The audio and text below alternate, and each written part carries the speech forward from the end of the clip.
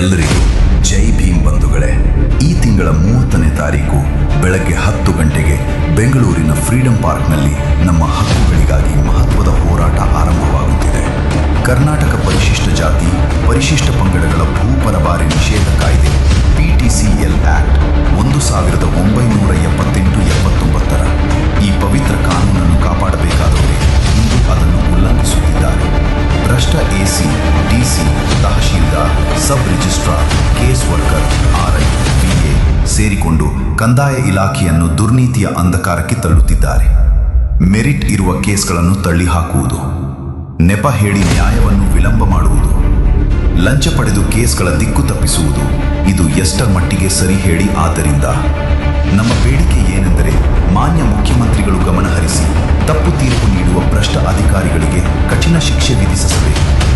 ಅಲ್ಲಿಯವರೆಗೆ ನಮ್ಮ ಹೋರಾಟ ನಿಲ್ಲುವುದಿಲ್ಲ, ಅದು ನಿರಂತರ. ಇದು ಕೇವಲ ಧರಣಿಯಲ್ಲ, ಇದು ನಮ್ಮ ಸ್ವಾಭಿಮಾನಕ್ಕಾಗಿ ನಡೆಯುವ ಹೋರಾಟ.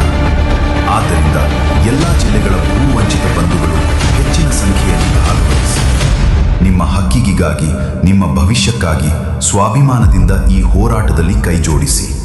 ಜೈ ಭೀಮ್.